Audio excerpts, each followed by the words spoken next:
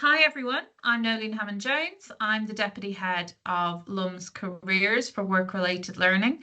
We're joined today by representatives from Latitude Law. So we've got Callum, one of the trainee solicitors at Latitude Law, and a senior caseworker, Javier, who will be doing today's session. So today's session will be recorded and we will be taking questions at the end. So if you want to put questions in the Q&A, we will ask those questions at the end. So thank you. Over to you, Callum.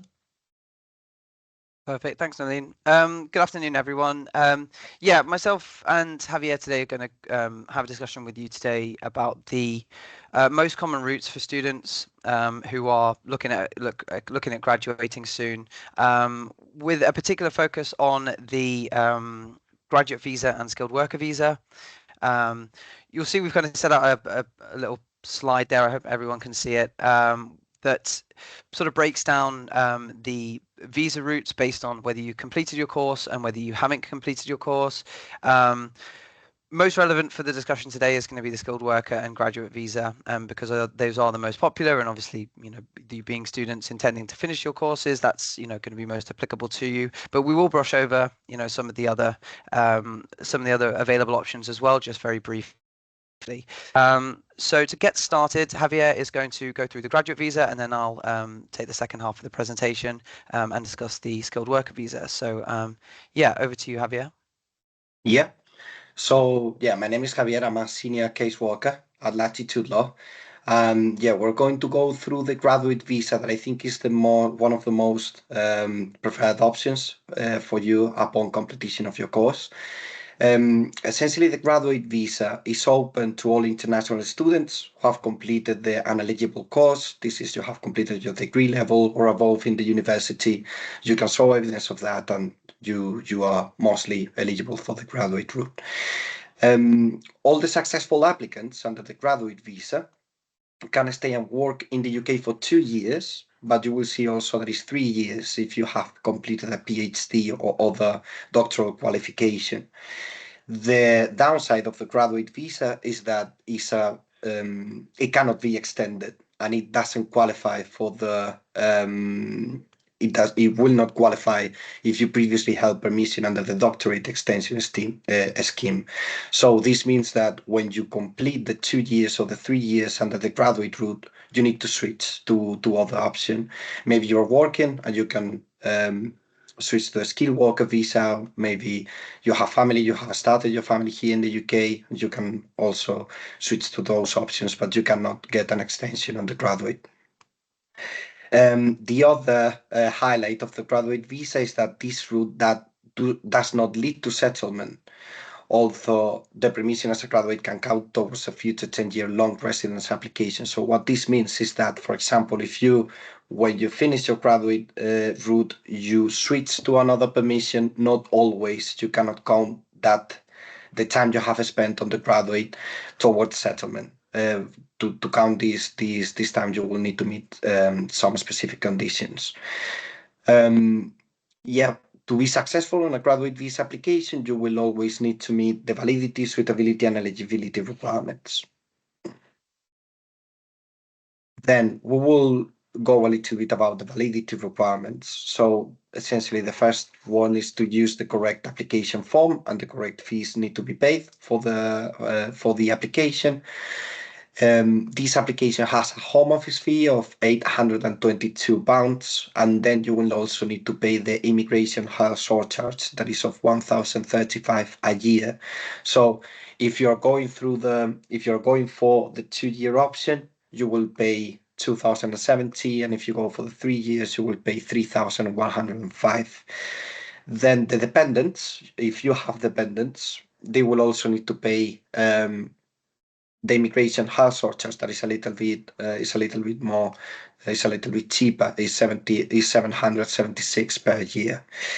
Then the biometric information must be enrolled. This is really simple. For you guys that you have come on a student visa from outside the UK, it's a similar process that you did in your country, but here in the UK. The third party that is dealing with it nowadays is called TLS. So you go to an appointment with them, they take a picture, fingerprints, and everything is done. sometimes you may be eligible to do what is called an IDVIA, that is doing everything with the mobile phone, with a phone application. And this way you shouldn't need to go to an appointment, but it will really depend on whether or not you are able to use it or not. Then after that biometric information, you need to submit your supporting evidence. As part of the obligatory evidence is the proof of identity and nationality, your valid passport. Then you must show that you are in the UK and you must hold or have last been granted permission as a student.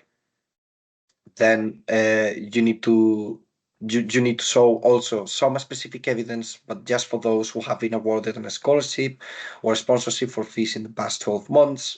And then after doing all this, you should be getting a decision between 3 to 8 weeks of the biometrics enrollment. There is no priority service, so you cannot get a decision quicker than that, but it's a pretty much fast outcome.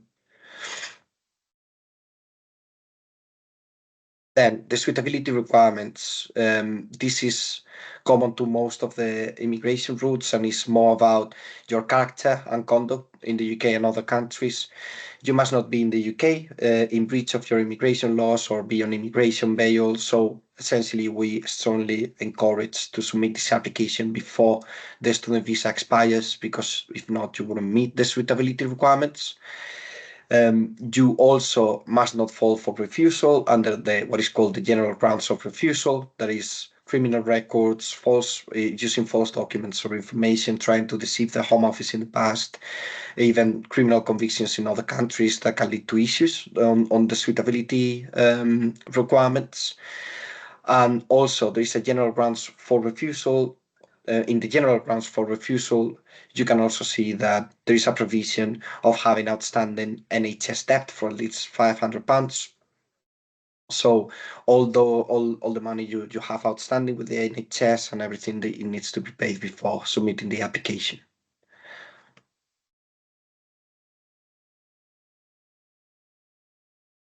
Then we will go with the eligibility requirements. So the graduate route is a point-based system. It is under the point-based system. So you need to score 70 points to be eligible for the graduate visa. And to score these 70 points, we can break it in 3 different points. The first of it is the successful completion of the course that you are currently studying. The second is that course, that studies, need to meet the qualification requirement, and then you must have studied in the UK for at least 12 months in those studies. Then going a little bit in detail about the successful course completion, the sponsor of the student visa, this is the university or the higher education provider, must have a track record of compliance. Lancaster University meets these requirements, so you shouldn't worry about that part. Then you must have successfully completed and studied the course during the last grant of permission to study. So this is, you need to be studied the same studies as per that permission. If permitted to change the course of study without a fresh application, you must have completed the course to which you changed. So again, this is the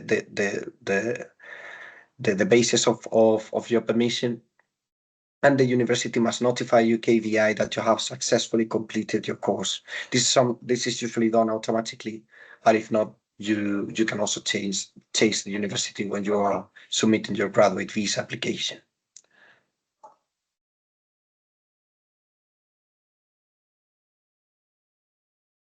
Then we will go with the qualification requirement. So you must have successfully completed a course of study and have been or will be awarded so this is by the end of your studies.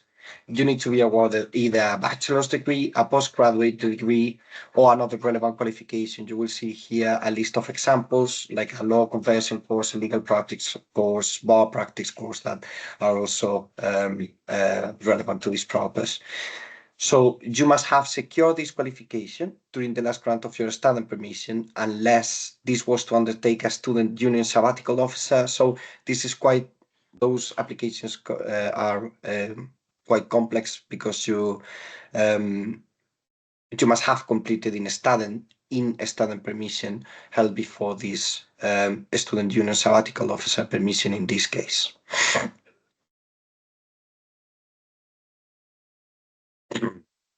Then the requirement to study in the UK. So if the length of the course is of 12 months or less, you must have studied in the UK for the full duration of the course. You must have been in the UK studying for it. But if the length of the course is longer than 12 months, at least 12 months must have been completed in the UK. So this is, for example, for students that they do part of the course in another country, things like that.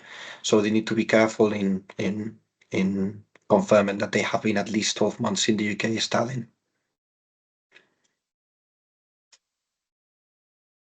Then when the graduate application is successful, the conditions of this visa are the following. So what we already discussed, you will have permission to remain in the UK for either 2 years or 3 years, depending on the qualification you got. Then you can undertake employment, self-employment, and voluntary work. So you have the right to work here in the UK, but you cannot work as a professional sports person. That's one of the restrictions. Then the other restriction is that you wouldn't have access to public funds, and you can study, but not a course that is suitable for a sponsorship as a student.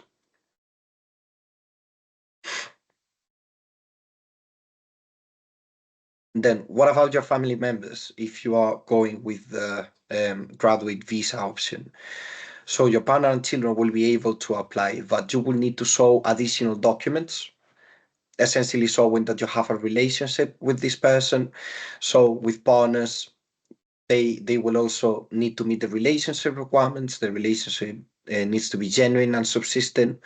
So you will need to show evidence of that. The applicant and the partner must intend to live together in the UK throughout the applicant's stay. And you also must not intend to stay in the UK beyond any permission granted to the partner. This is something that the dependent partner needs to show, that they must not intend to stay in the UK beyond the validity of the main applicant's permission.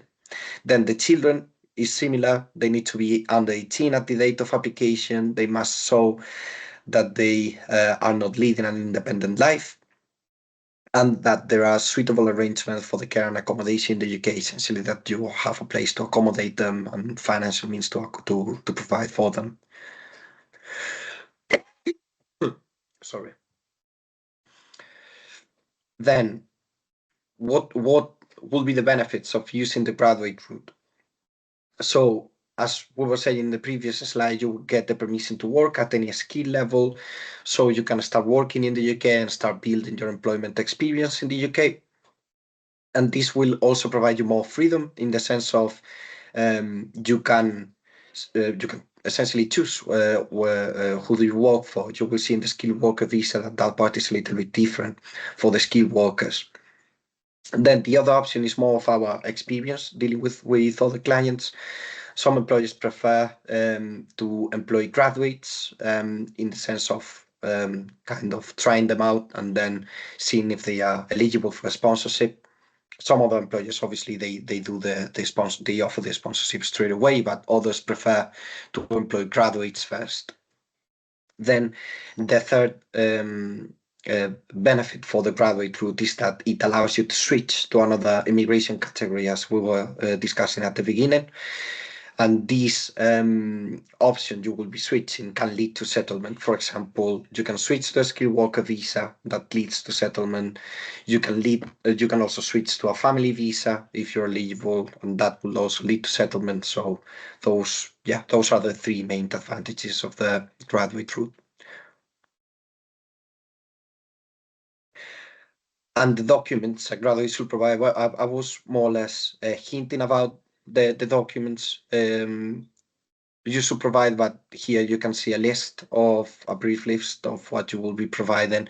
You will need your valid passport, an e-visa, your certificate of acceptance, the CAS letter, essentially the letter they gave you for your student visa application, Evidence of completing your qualification if held. If not, you can ask the university for it. If a scholarship or a sponsorship, a letter confirming they consent to the application. This is fundamental as well. And the documents about your family that we were discussing before. So in the relationships, so when that you can accommodate them or they can be accommodated here in the case of children.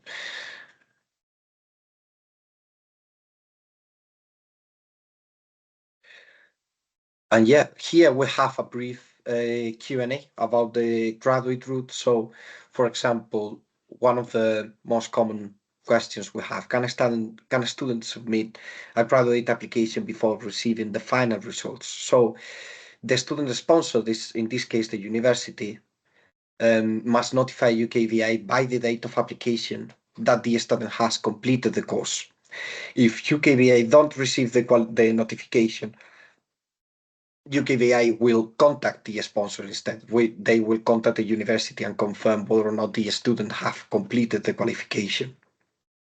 This, what essentially will mean is, depending on when you submit the application, you may have a delay on the decision making process if UKVI has to go back to the university and confirm whether or not you have completed this. This is why we advise on providing some kind of evidence that you have completed your course for them to be on, and also letting the university know that they should be notifying UKVI by the time you want to submit the application.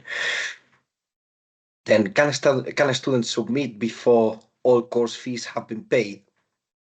So paying the course fees is something that is linked to the completion of the course. So the completion of the course is not all about modules, it's all about as well the settlement of the fees. So yeah, you should be looking for settle the fees before before submitting the application as a graduate. Then it says, what if the name of the course has changed? If changed by the student sponsor, by the university, but the course content is the same, this will be acceptable. There shouldn't be any further issues about it.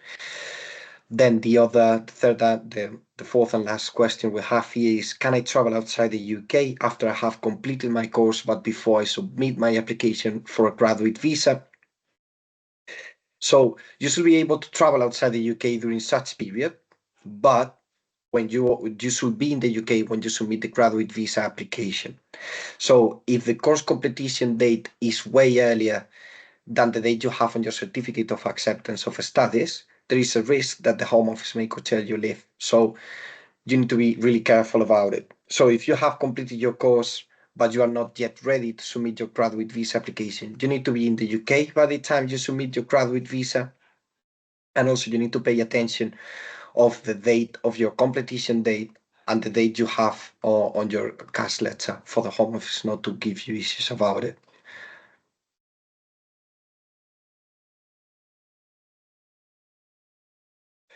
And yeah, now we have finished with the graduate visa part. So now is the turn of my colleague Callum that will discuss with you the skill worker route. Perfect. Thanks, Javier. So I think certainly following on from the graduate visa, the skilled worker visa is what a lot of people might consider as the optimal route to get on early, specifically because it is a route that leads to settlement. I mean, Javier addressed this already, but the graduate route doesn't lead to settlement, although there are some distinct advantages to getting onto the graduate route as well, in that you can get some experience in the UK labour market, but I think specifically relevant in terms of the skilled worker route is that it can lead to settlement. So if you are looking to attain settlement in the UK, getting onto the skilled worker visa is very advantageous.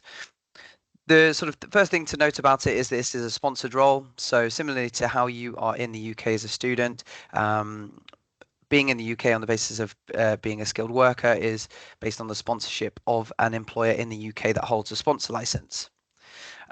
Similarly to the graduate visa, the requirements are split into validity, suitability, and eligibility requirements. Now, the validity requirements, I won't go into major detail here because they are very similar to the graduate visa in that they're mostly procedural, submitting the correct form, paying the correct fees, the immigration health charges, etc. But there are some specific requirements related to applying from within the UK as a student. And there's some specific conditions that you would need to meet if you're looking to switch from a student in the UK to a skilled worker visa. Condition A is essentially that you have completed the course of study for which your confirmation of acceptance of studies was assigned. So when you look at your confirmation of acceptance for studies, it will have the start date and completion date. So essentially making sure that you apply after that completion date, you should meet condition A. Condition B applies for allowing you to apply before the completion date, but essentially you'd need to have the certificate of sponsorship, which is the certificate issued by the sponsoring employer. You'd need to have that issuing a start date that is no earlier than the course completion date on the CAS. So essentially it means you can't actually start working until after that completion date. Condition C is similar in that it applies specifically to PhD students. Essentially, the certificate of sponsorship must have a start date that's no earlier than 24 months after the start date of the course. So it's slightly different there, looking at the start date rather than completion date, and it has to be no earlier than 24 months after that start date. I won't go into the suitability requirements again because Javier did mention them before, but again, they are related to character and conduct, essentially looking at whether there's any issues that might cause your application to be refused. But as mentioned, Javier has gone through that already. The eligibility requirements, similar to the graduate visa, they make up a majority of the requirements that you would need to meet to move on to the skilled worker visa. And again, this is a points-based system, so to attain the skilled worker visa, you would have to get 70 points, and these are separated into two distinct categories: the mandatory points and the tradable points. The mandatory points, there's three sort of mandatory points that you need to meet. Firstly, the sponsorship. That is, as I mentioned, attaining a certificate of sponsorship or a COS from an employer in the UK that is able to sponsor you. Now what that means really is that they hold a sponsor license. So that's quite important to note, is that not all employers in the UK are able to sponsor people to undertake work as a skilled worker. So that's certainly something I would say to take away, is that if you are looking for employment, things like that, not all employers can do so. So it might be a point of conversation for you to have. There is also a registry of sponsored employers, and I think in a later one of these slides there is a link to the gov.uk website where there is that register. There also needs to be a genuine offer of employment, but that again really falls down to the employer, proving that to the Home Office as to why they are assigning a certificate of sponsorship for you. The certificate of sponsorship itself really applies as proof for you that there is a genuine offer of employment, because the employer has had to essentially assign that and grant that to you. So yeah, that's the first 20 points in relation to sponsorship. The second lot of 20 points are showing that there is job and appropriate skill level. So similarly to the sponsorship, where not all UK employers are able to sponsor people, not all jobs in the UK can be sponsored under the skilled worker visa. So the relevant points to note here are that the jobs that can be sponsored, or the occupations that can be sponsored, can be found under Appendix Skilled Occupation or the Immigration Salary List. Now, if any of you have gone onto the Appendix Skilled Occupation page before, you will note that there are a number of different job occupations listed. There's quite a lot there, and they all come with their own separate code as well. Essentially, it's a job of trying to find that your particular role that you're being potentially employed by the sponsoring employer fits into the code that is relevant under Appendix Skilled Occupations, and again also under the Immigration Salary List. So it does take a little bit of looking around. It gets slightly confusing as well, where some may also overlap in terms of the duties and things like that are relevant to that particular job occupation code. But that's kind of the starting point, is looking at whether a job role falls under Appendix Skilled Occupations or the Immigration Salary List. There is an additional requirement for certain job codes that they would need to have an ATAS certificate.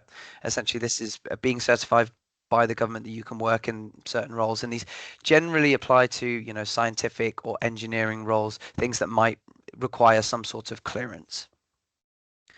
The final mandatory set of mandatory points come from English language proficiency, essentially showing that you have a level of English language that can, you know, to meet that level. There's a few ways that it can be met, but the two most popular ways are by having a degree from a UK university of bachelor's level or higher. That's going to be most applicable to the majority of you having sort of looking at completing courses in the UK and Lancaster University, and that can be used simply to meet the English language requirement. But another common alternative is the English language test, secure English language test, which can be sat. You would need to pass a secure English language test to the CEFR level B1, and that's in all 4 components: speaking, listening, reading, and writing. Okay, so over to tradable points then. These are the final 20 points that you would need in relation to the oh, sorry, I'm just getting everything. Can I just double check in, Noeleen, can everyone hear me? I've just got a message saying that someone was struggling to hear me. The audio is working fine. It might be an internet connection, so do leave the meeting and rejoin, and then that might help. If not, the session has been recorded. Okay. Thanks, Noeleen. Thanks. Okay, sorry. Just back to that. With regards to tradable points, then. So these relate to the salary requirement. Now, you may have heard quite a lot about this over the last year. It's quite significant with regards to salary in 2024, because there have been some quite significant increases to the relevant salary requirements for the skilled worker visa. Now, there's a number of different options for meeting for getting tradable points under salary. And they kind of they base themselves on the different circumstances of the applicant.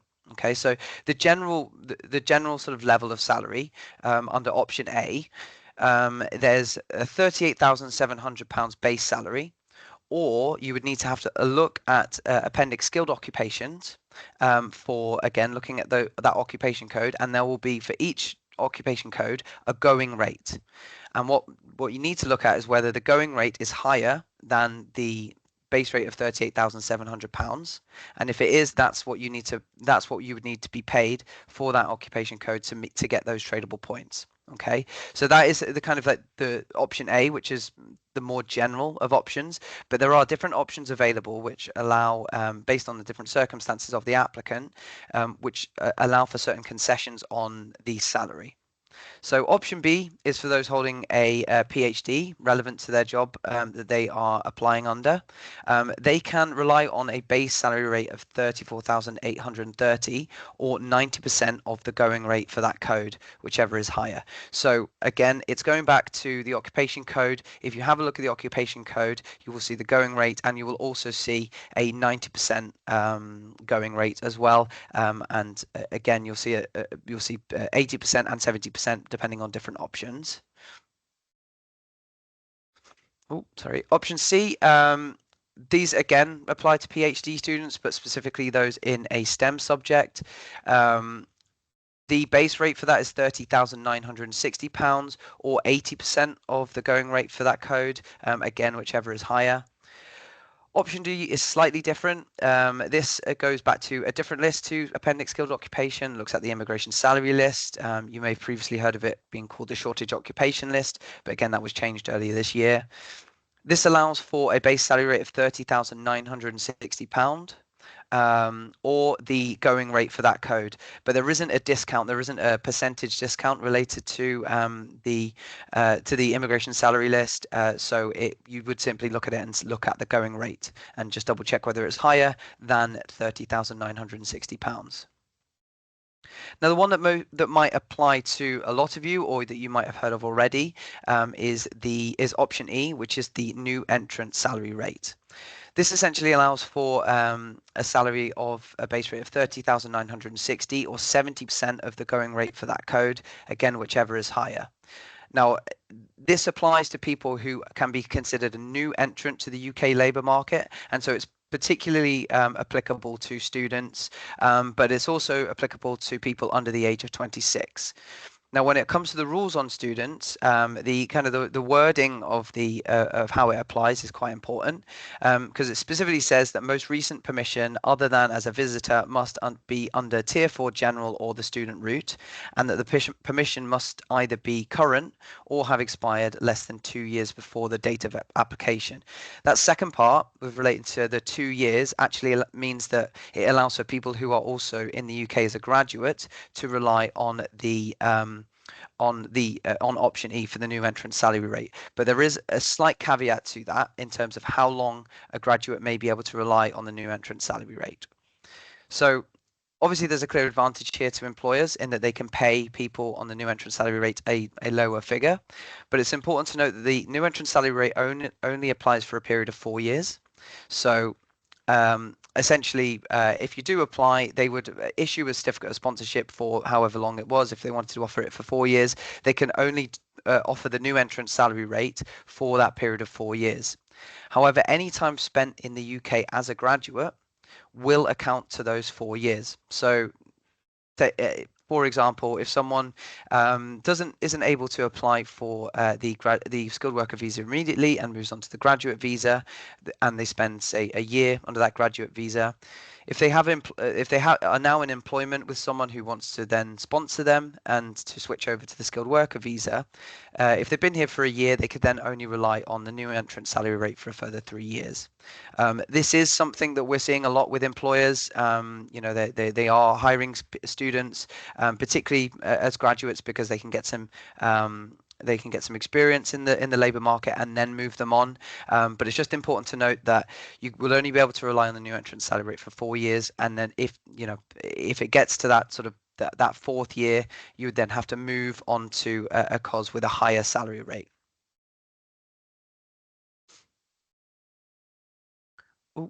Sorry, just missed a slide there. Okay, and yeah, the final option that was most relevant to you is option K. This is specifically for health and care workers. They can be paid a lower salary of £23,200, or the going rate for the health and care occupation code, again, whichever is higher. Now, the going rates for health and care workers are slightly different. They are found within Table 3 of Appendix Skilled Occupations, and they actually base themselves on the latest data from the ONS, or the latest national pay scale data. So essentially the NHS banding pay scales.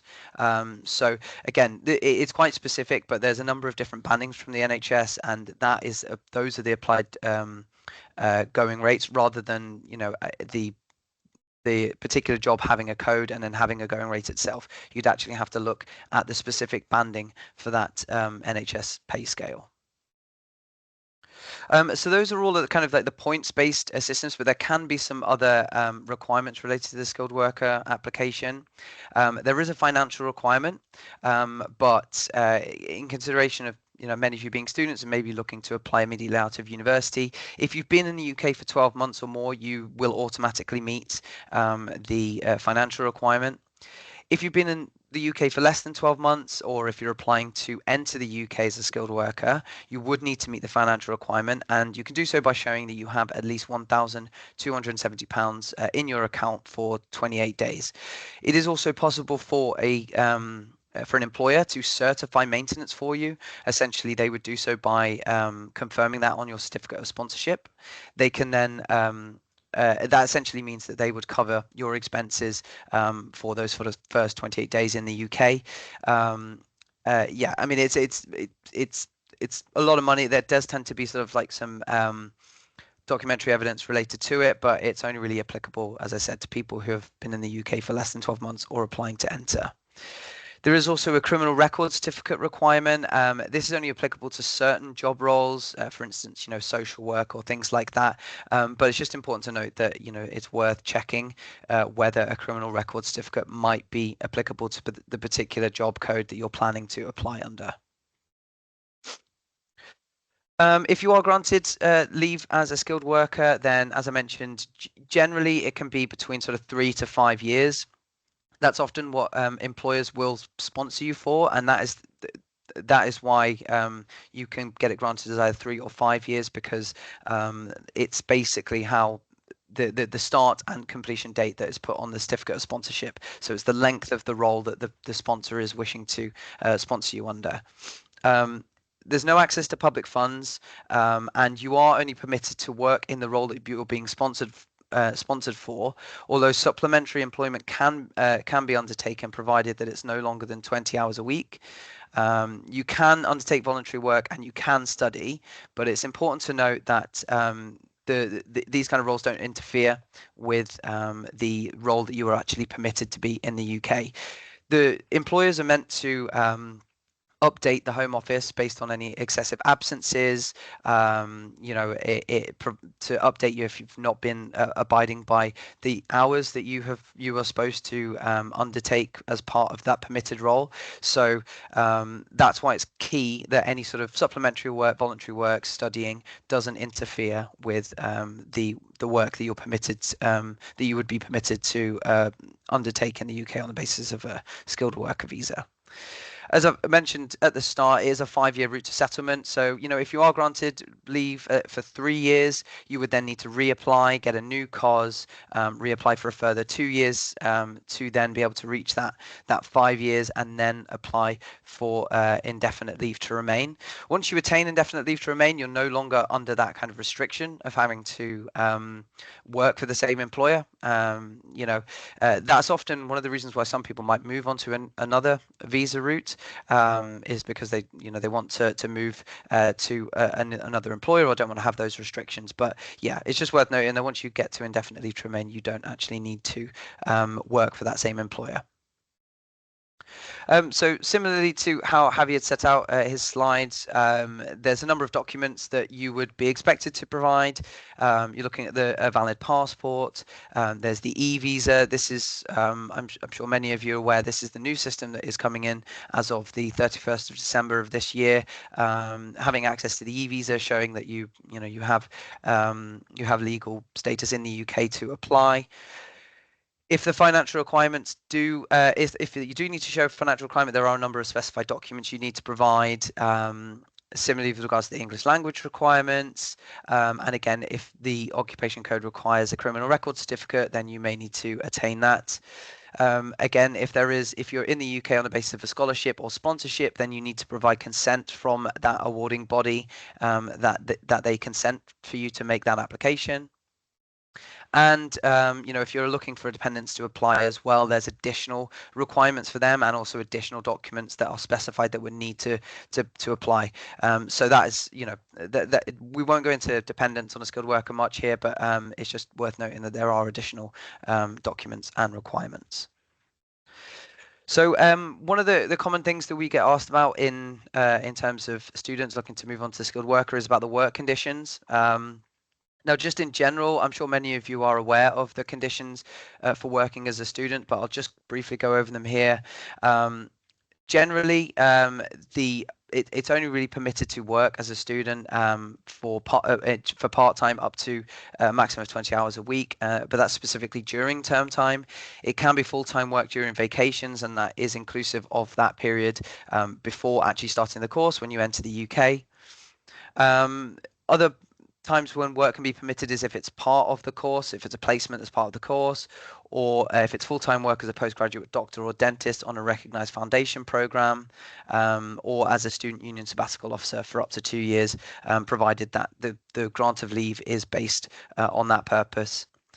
Students can't be self-employed or engage in business activity. They can't work as entertainers or professional sports person, and they cannot fill a full-time permanent vacancy unless it's recognized as a foundation program. Now, that last point is particularly important with regards to the time that there may be between having completed the course and your actual leave expiring, and whether essentially you can work within that time in a permanent vacancy.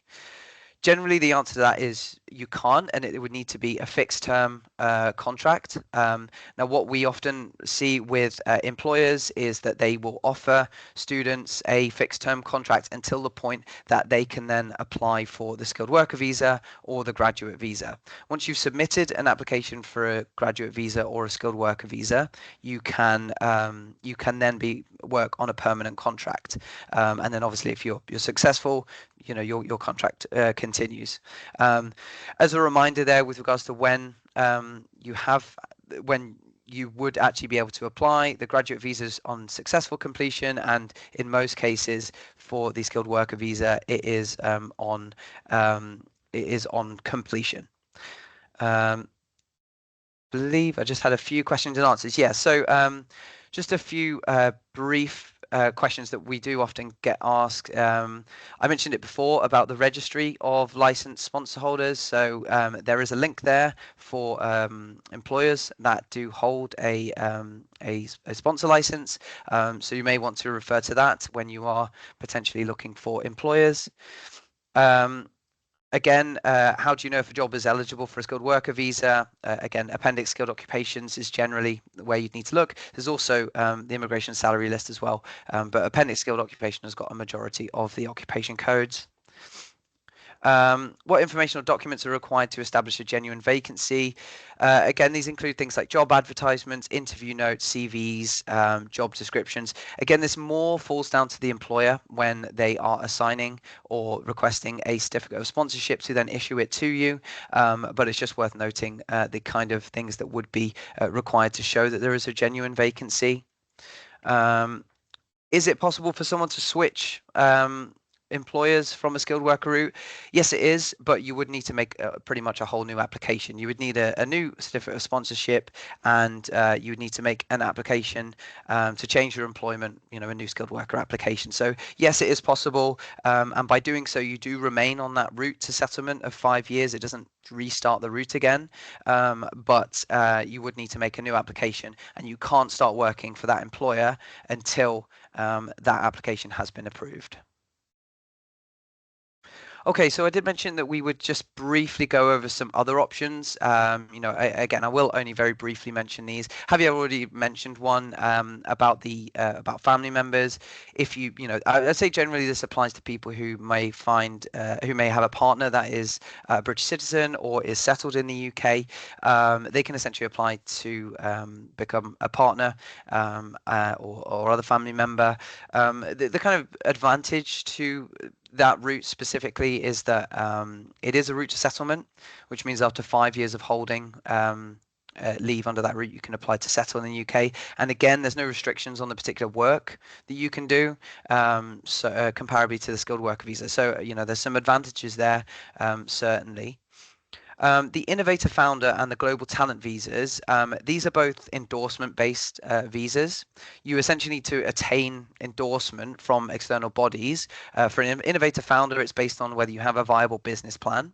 And for Global Talent, it's whether you have exceptional talent or exceptional promise in a particular field area, and that endorsing body provides you with an endorsement to then submit an application. So it's essentially a two-stage process for these kind of applications. It's making an application for endorsement and then making an application for a visa.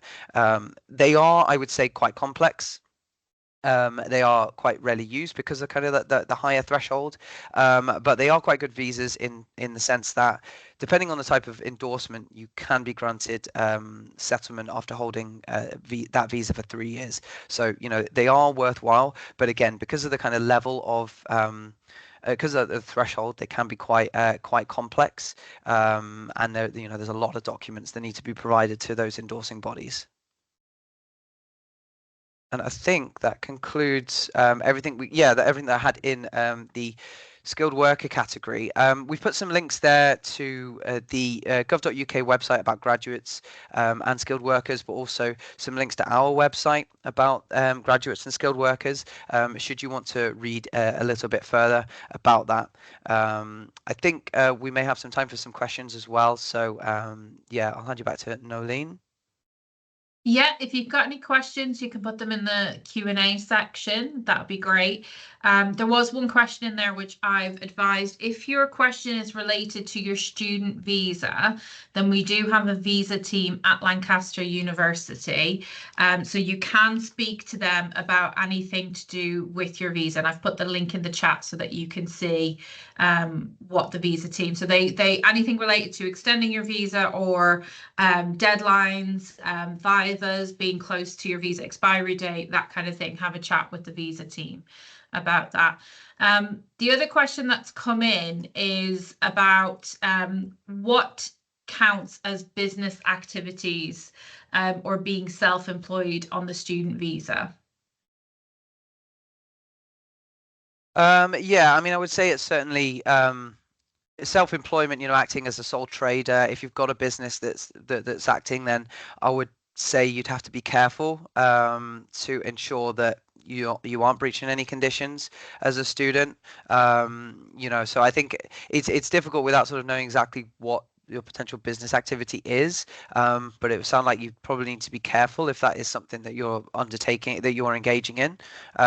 So yeah, that's probably as far as I can say. But yeah, if you are acting as a sole trader, or if you have actually opened a company, then yeah, it's potentially that you may be breaching conditions of of the student visa, because it is specified that you are restricted to doing so. Okay, great. And just to reiterate to students about working full-time in terms of internships, etc., that is, you can work full-time on your student visa outside of term time. So for postgraduate students, and you can correct me if I'm wrong, Callum, postgraduate students, if you're studying a master's, taught master's at university, the summer is considered term time. So you cannot work full-time during the summer as a postgraduate student. As an undergraduate, you can work full-time during the summer outside of term dates. So you can find Lancaster term dates on the website, so that'll help you figure out what dates you can work full-time to. Yeah. We see that a lot actually with student inquiries to us is from postgraduate students. Essentially when modules are finished, but they are still yet to complete their dissertation. That means that they are generally still in term time. Yeah, work conditions remain as those part-time 20 hours max generally. So yeah, we see that inquiry come up quite a lot for master's students and things like that. So yeah, it's I think I agree with you, Noeleen. What are the visa options for self-employment after graduation? Self-employment's quite difficult. I mean, there's a lot of talk right now around amongst immigration practitioners that there is potential for self-employment under the skilled worker visa, but I'm hesitant to go too far into that because it is quite a complexity. I would almost go as far as to say it's not really applicable. I would be I'd find it unlikely that it's applicable for students as well. The innovator founder is a self-employment category, as is the global talent visa, which is specifically why we put those in there. I mean, the threshold is again quite high because it's not making an application. Well, it is making an application to the Home Office, but it's first of all that first stage of finding endorsement. So the global talent and global promise, the global talent visa, trying to show that you have a particular talent or promise in a particular field. There's a number of different endorsing bodies who then have to look at your experience in the particular field. Often it's showing that you have had significant impact in the field in a particular country or multiple countries, and therefore you have sort of a level of talent. Now there's different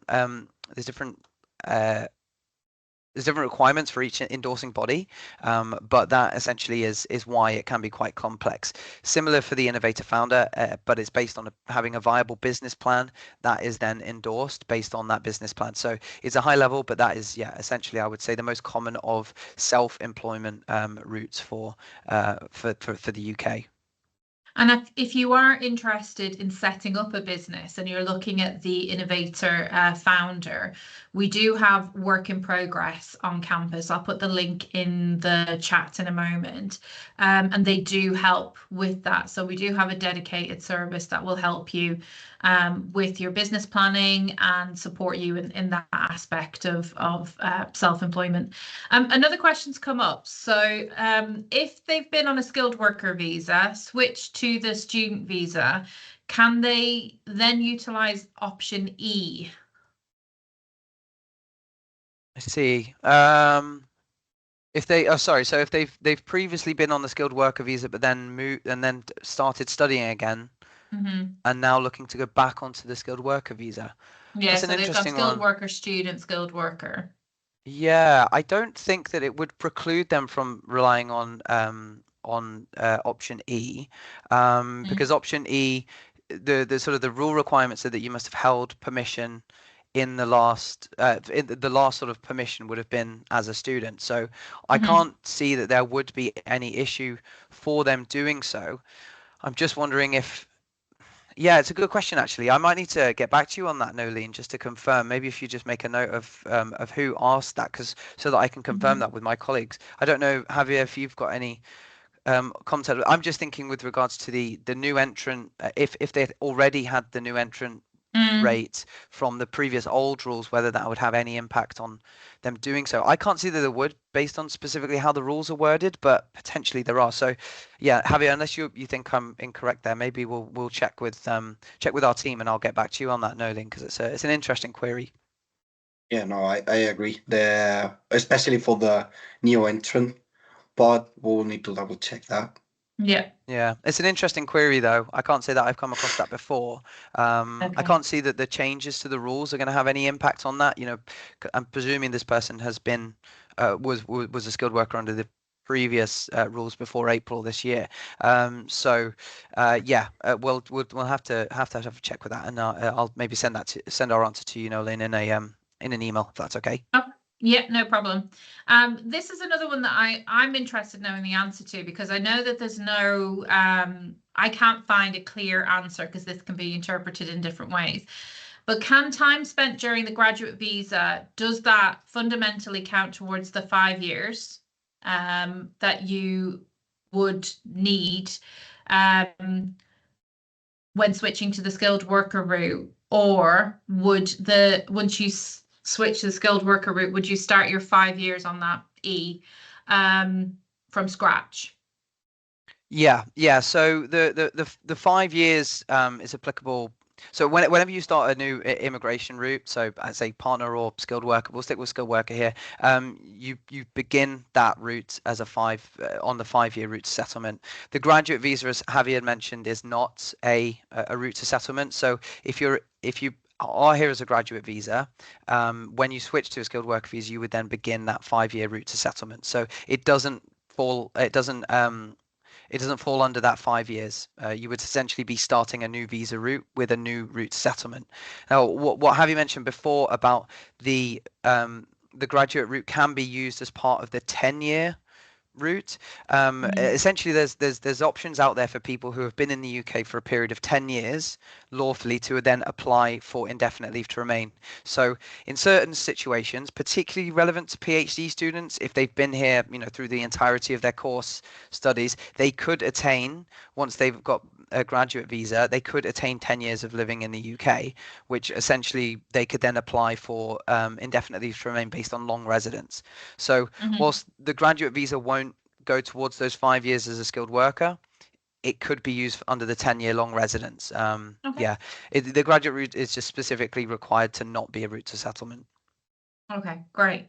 And if a student secures a graduate visa and then quickly gets sponsorship from a company, say on the skilled worker route, have they already lost 2 years of their 4-year entitlement to the Oh, under the what new is it? entrant salary rate. Yeah, new entrant Yeah, salary. no, so it's based on how long has actually been spent on that. So the graduate visa doesn't, you know, if you've only just got it and then you're looking to apply for a skilled worker visa, it's possible that you may lose the first sort of 6 months on that.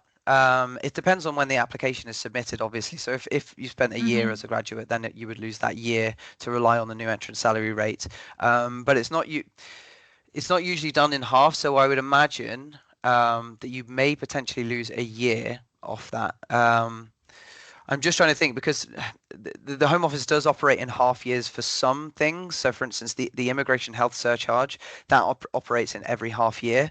So whether the new entrant salary rate operates in a half year, like as if you immediately apply and then you lose half a year to of your 4 years, I'm not 100% sure on that, but I think how it would probably work is that you would potentially lose the full year, so you'd be down to 3. Yeah, I think that's probably how it works. But again, that might have to be one that we double check because, as I say, if they apply it similarly to the immigration health surcharge, then it could be that they apply it on an every half year basis. Okay, great.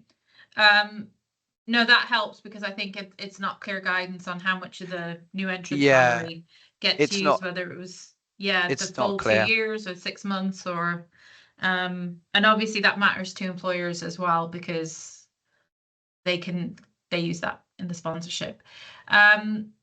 Okay, just to clarify, so we've had another one come in where students come on a 4-year student visa for a program including their masters.